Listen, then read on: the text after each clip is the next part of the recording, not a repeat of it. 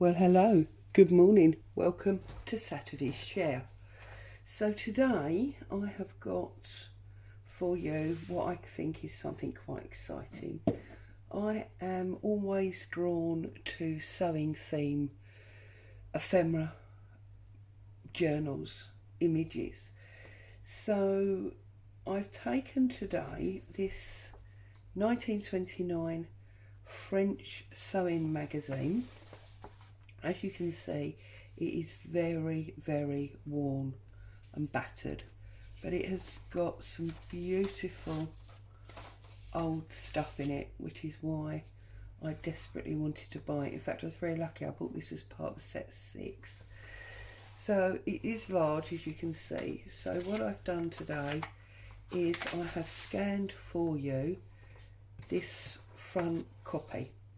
It's obviously not exactly the same colour because of the way the printer works, but it has got some great colouring to it. So that's page, let's move that precious thing. That's page 1 of today's share. And page 2 is this one here with the small sized images to add, and then 2 slightly larger ones. Now, just a clever little tip that I learned from Even Preston. If you want to do something like this, all you need to do is highlight up to 9, because this is 9 to a page, of your images in a Word or a Microsoft document. Right click and it will show you the sizes that you can have. You know, you get the pictures down the side and you go to 9, and then it will automatically print a single one of each one in the size 9 to a page. Now, as you can see, I only chose 6 here because I wanted to put these 2 larger ones on the bottom for you. Okay, so I thought what I would do today is I would make a small like folder with this. So I'm going to get rid of this page for a moment. Going to find my tear ruler, and I do apologise that I'm still full of cold and I don't sound very good, but unfortunately that is life, and you know, we all get coughs and colds, and hopefully you can still understand what I'm saying, even though I don't sound like my usual self, and I will try desperately not to sniff too much or over cough while I'm here with you. Okay, now as you can see, my tear ruler's going a bit AWOL here, but I actually quite like that because this magazine, I know, is so old. It doesn't really bother me, and I'm going to try and get, you know, these ruffled pages in it because I think that's quite good. So then I'm just going to sort of go back a little bit there. Whoops, too far maybe. So I suppose you could say I'm getting super creative with my tear ruler. You see, it's definitely not straight, but that's sort of what I wanted.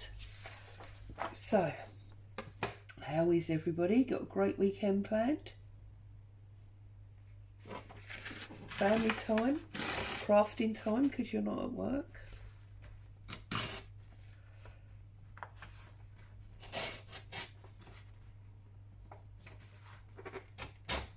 There you go, and I've ripped that corner off completely.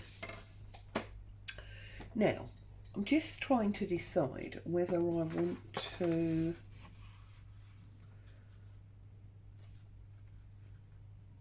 I think what I'm going to do here is I am going to steal the idea that I saw G.I. Kerr have the other day, and I am going to turn this into that square foldy thing she had. I don't know if I can do it now because obviously this is not very square, but we'll give it a good go. So you could run along over and check out her video because obviously it is her video and she probably explains it a whole lot better than I'm going to. But basically she took an A4 sheet and she made it into a square. It's a sort of a square. And then she folded it in half that way.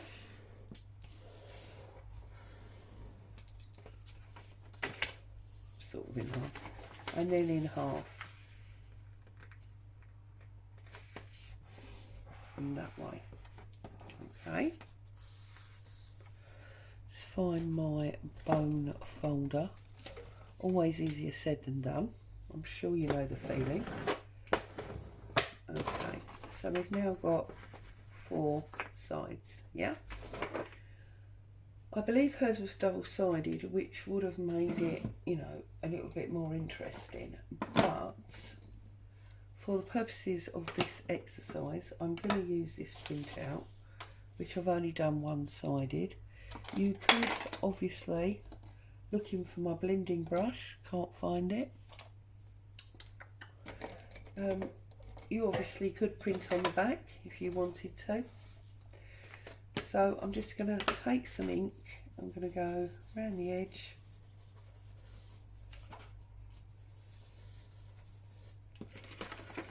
Just age up this edge a little bit.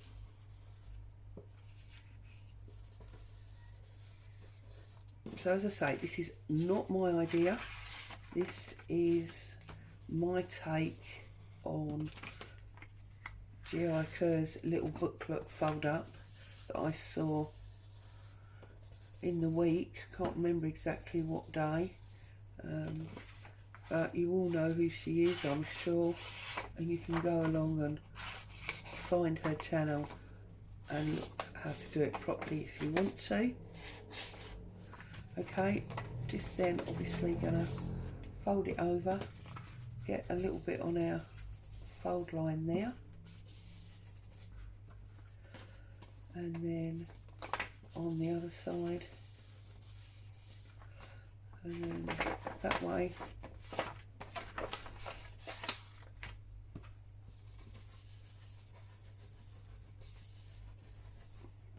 And obviously G.I. Kerr is a lot more precise and honed in than I am.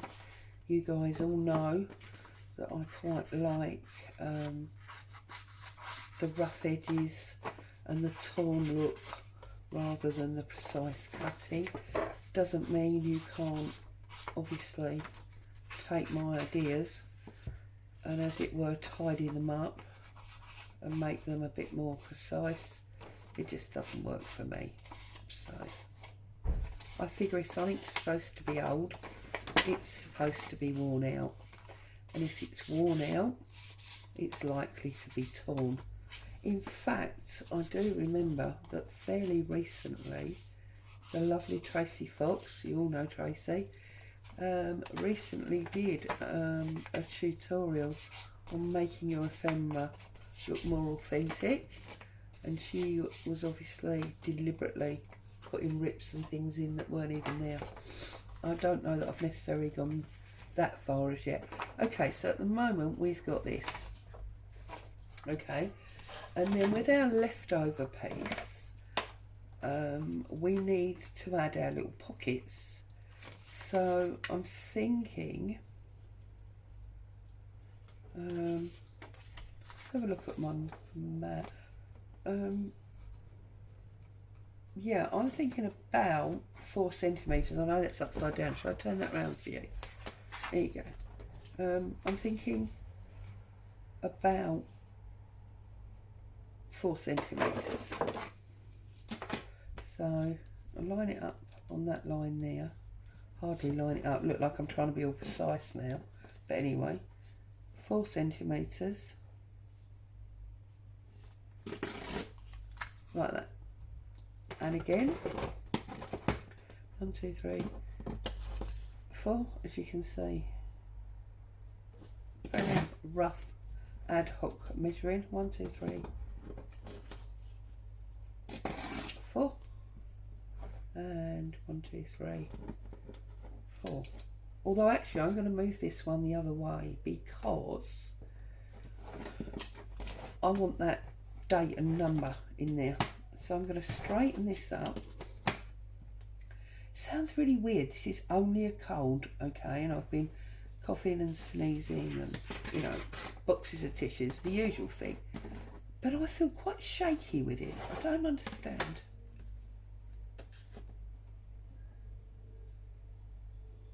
Unless the shakiness is just where I'm overtired because the coughing's keeping me awake. But anyway, there you go. Let's not worry about it, eh? As my grandma would say, it'll come out in the wash. So, I'm going to ink up these edges again.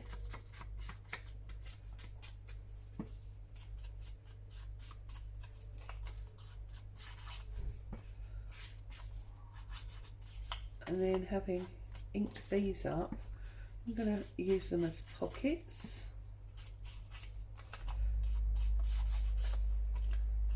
To put our pieces of ephemera in, and I'm going to use the other sheet to create the pieces of ephemera.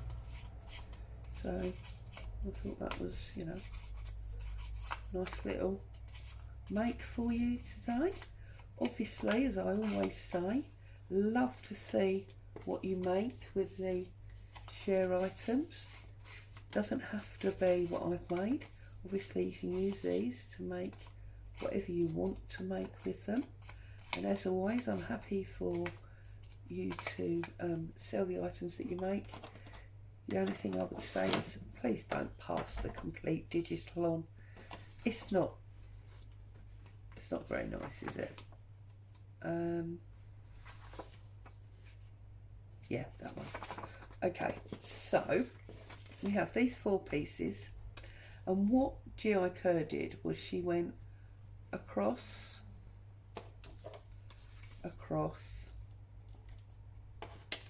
up and up to give her 4 pockets.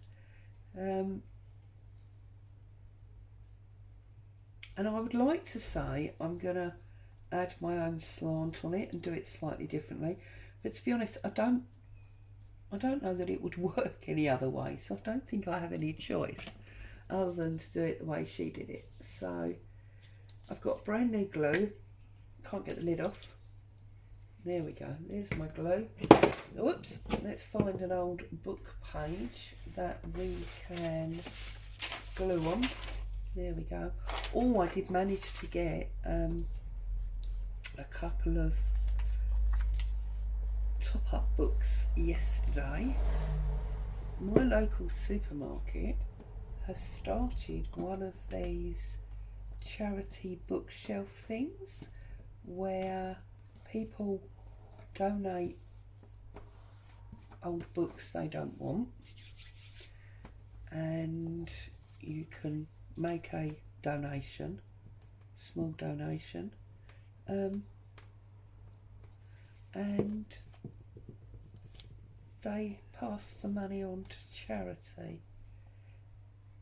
So I managed to get 2 lovely books yesterday. I'll show you in a second. Now I'm raising that up. I'm going to put a little bit of lace or something on the bottom there because that corner's ripped, but I wanted it ripped, so I've got dog hair, look.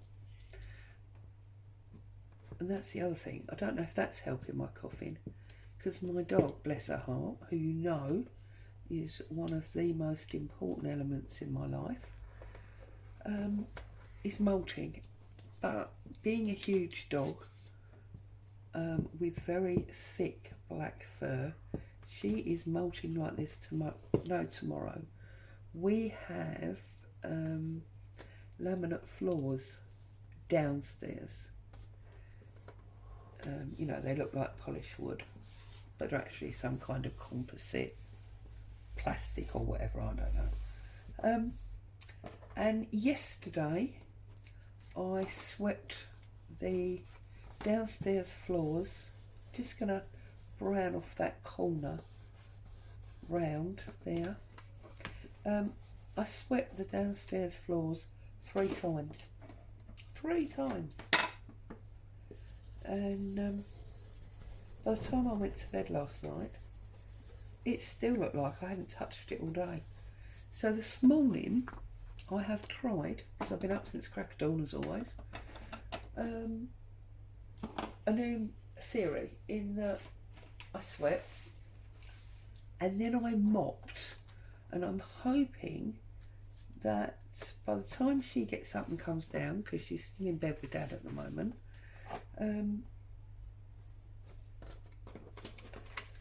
I will have taken away any of the static that was causing them to stick to the floor. That's my theory. Probably won't work. Right, because it's plain white, I'm adding my stencil to the back, and I'm just gonna run through very, very lightly, trying to miss our pockets, because obviously we don't want to interfere with that lovely old print that we've got going on. Now obviously, oops, see, I went over a bit there. Obviously, if you were sensible, you could have thought about doing this first. Never mind. You don't need to do this. Just suddenly dawned on me, I've got this new stencil that I love, and I'd give it a little go. Look at that. That looks 1,000 times better, doesn't it, than plain white? Any stencil will do. Doesn't matter, does it? And again, I've chosen to glue these pockets. If you'd have wanted to, there's no reason why you couldn't have, what's the word I'm looking for? Stitched, sewn. There's no reason you couldn't have sewn them on the machine. Now I'm going to really overemphasise this fold line here. So it's this one on the left hand side in the middle. And the reason I'm doing that is because I'm now going to tear it. She says, yep, I'm now going to tear it just to the middle, like that. Okay? Just to the middle. I'm going to put a little more bit of glue under there, because I feel like that's not sticking as well as it should. Because what the plan with this was, is that that one goes that way, that one goes that way, and then that one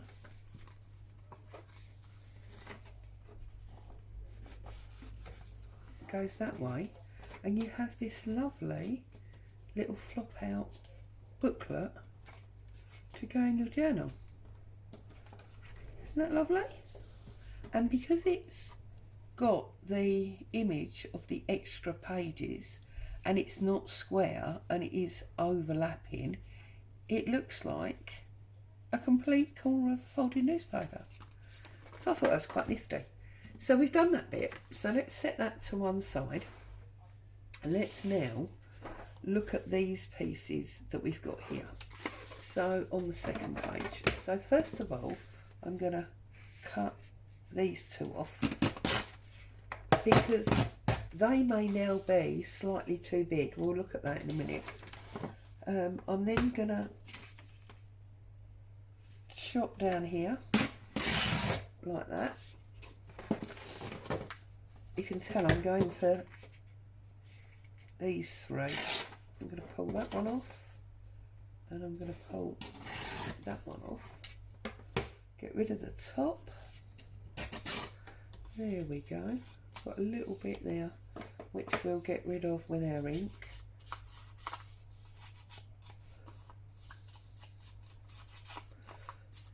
I've got no stories for you today, I'm afraid. Classic thing, not been anywhere, not done anything, nothing to report. I will, as I say, show you my books in a sec. In fact, shall I do it now before I forget? So there you go. Two beautiful old books. This one, Pete and the Prairie People, and it just feels awesome. This feels more like linen than paper. You can see it's nicely coloured where it's old. There's actually a hair there we could get rid of, but anyway.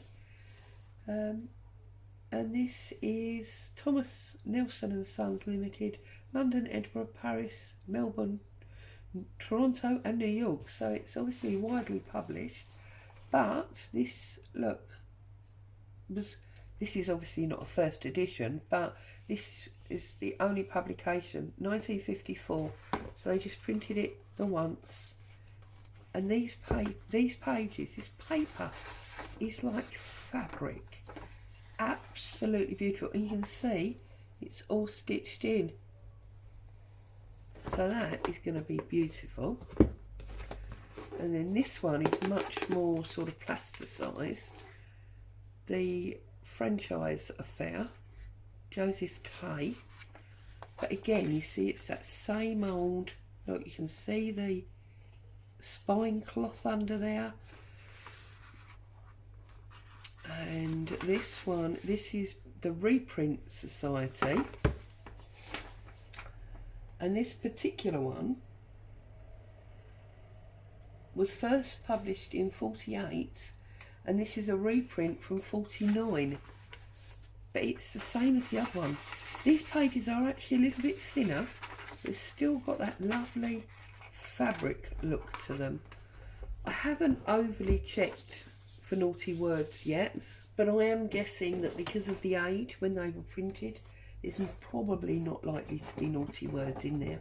You tend to find, or it's been my experience anyway, that naughty words are in the much more modern books, the ones that us journalists only buy for the hardcovers, and then desperate not to throw the text blocks away, we look for the 101 of book page ideas. And that's, as you know, quite a major part of where I am at the moment. I'm on, you know, book page ideas because it's just ridiculous. Now I'm just looking at this and I'm thinking it might be quite nice to have this as a torn, a fussy tear if we like. So I'm gonna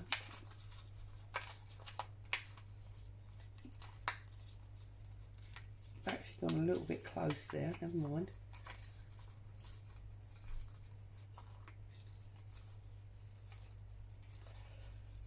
Obviously, if like me you decide you've over torn it and it's gone a bit too close to your image, there's no reason you can't print another one.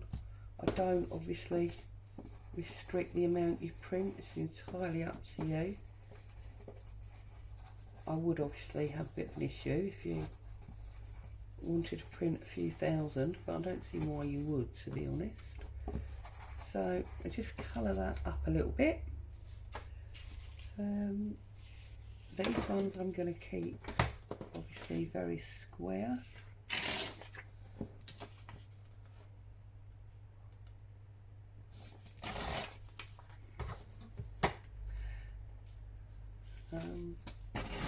And although these are obviously reprinted, as it were, these are actually original adverts by these makers. So, you know, Coates Cotton. I couldn't tell you off the top of my head exactly what year they use this as part of their advertising. In fact, I won't be at all surprised if they're still going, if they don't still use it, because it's pretty profound. Talking about age and things, I was looking at the front of that French magazine that's in this one, and I noticed that the price on the front, you know there's always the price on the front of a magazine or a newspaper, was £1.50. And I just got to thinking, wow, you know, in 1929, I think it is, that one's dated, that was a lot of money. These were not magazines for the everyday person. These were obviously designed for the more sort of well-to-do, because I'm guessing, I remember reading somewhere a little while ago that money basically, let me try and remember exactly. Money goes up, it doubles every 10 years or something like that. So, for example, it's 2020 now. So, £20 now would have been £10 in 2010. yeah? So on that basis, if that's 1929, that's basically 100 years old, yeah? Now, not only is that obviously super awesome that, you know, I've got something that's 100 years old in my hand, but we're saying that that 1 franc 50, if my memory was correct with that doubling every sort of 10 years, 100 years is obviously 10 lots of 10 years. So that would be 3, 6, 12, 18, 48. That would actually be the equivalent of about 100 francs today. See, this was a really expensive magazine. It definitely wasn't for everyday folk. Now, obviously, I may have remembered that wrong, and that might not be right, but I'm pretty sure it is. I might have to look it up, you know, what the equivalent today of I nearly said $1 of a franc 50 all those years ago. Right, so bearing in mind that that goes like that goes like that, and this goes like that, I'm wondering whether to,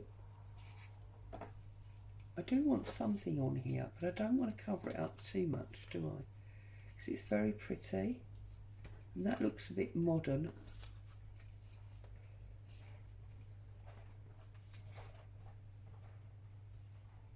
Right, let's work on our tuck-in pieces first of all. I think that makes more sense.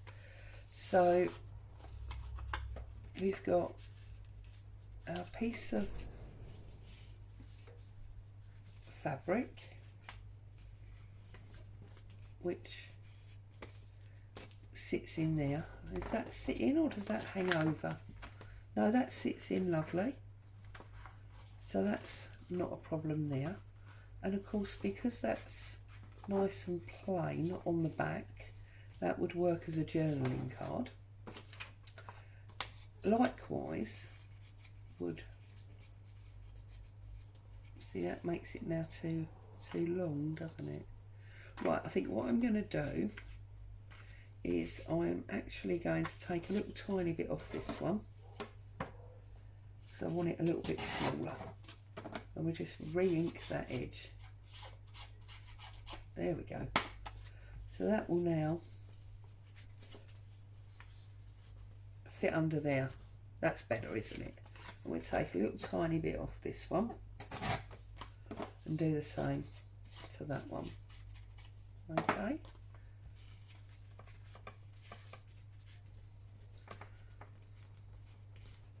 There we go. So we've got 2 on there. A bit of a fold. Now obviously, if you'd have printed this on card, you wouldn't necessarily be having the problem that I'm having here.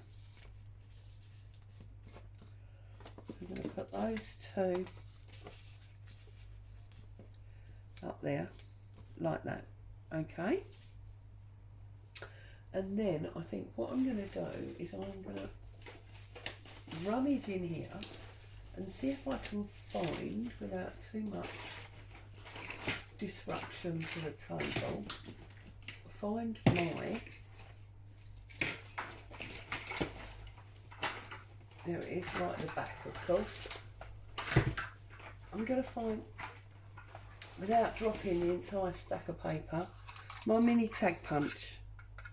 Okay, and what I'm going to do is I'm going to do some book page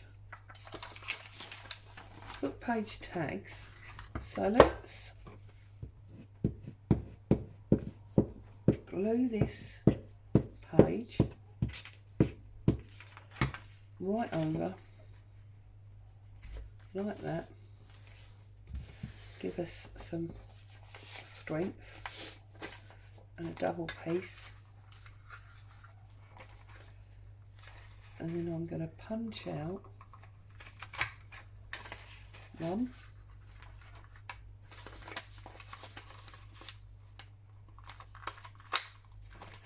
too. Now obviously I am now using, you know, things that I have that you may not, but I'm doing this tab punching for speed because I'm here with you guys. There's no reason you can't cut out little tags, yeah.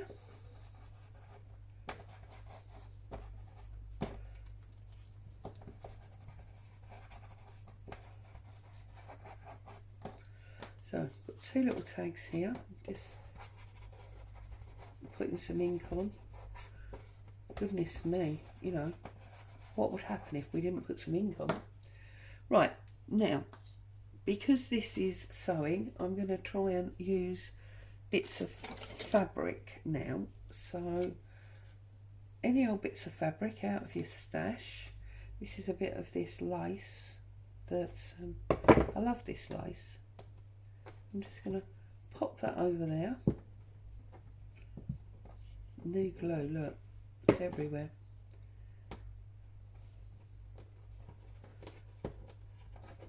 Can't pick it up now. So little lace on there, and I do want a little hang down, but not quite that much. So put a little bit of lace on there, okay. And we've got pink in this paper, so I've got an odd little pink flower here. So we'll put this pink flower on as well, like that. Stuck it down there, haven't I?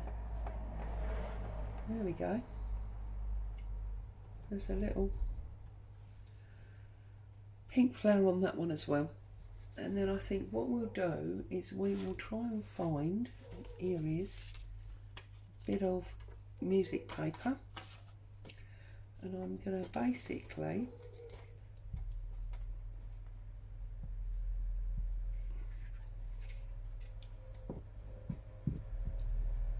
stick that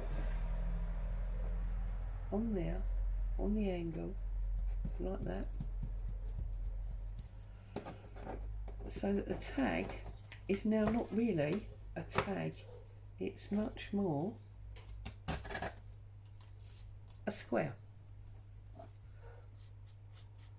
A little bit of ink, and I know, as I say, you know, I'm adding in now bits that are not in the actual Saturday share, but it's easy enough to find these kinds of things on your desk, or you know, around in your collection of bits and pieces, and I'm going to tear this down there. I've been keeping this bit of the title for a long time, and I'm just going to put, look, best on the back there. I think that is lovely. I'm not even going to ink the edge of this one. Rebel that I am. Don't tell anyone. It'll be our secret. There you go. What little tags as well. Obviously you could go on and you could add lots more in here if you wanted to. Let's see if these big ones will by any chance fit in here.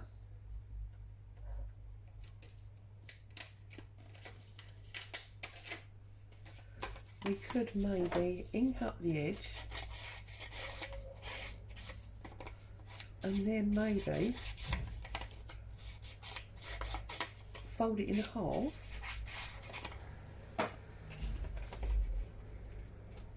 on the skew, obviously. You know I never fold anything correctly.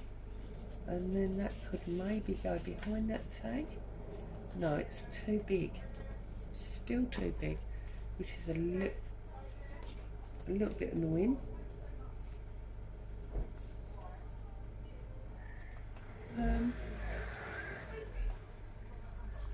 So fold it again, why not? You know, being a real rebel today. There you go. Okay. So that one folds over that side. That one folds over that side. That one folds over that side. And of course, each time you fold it up, you're seeing another bit of the magazine. The original old ones. The only bit you lose is this back bit with the date on. And that's if you glue it, you know, down to a journal page.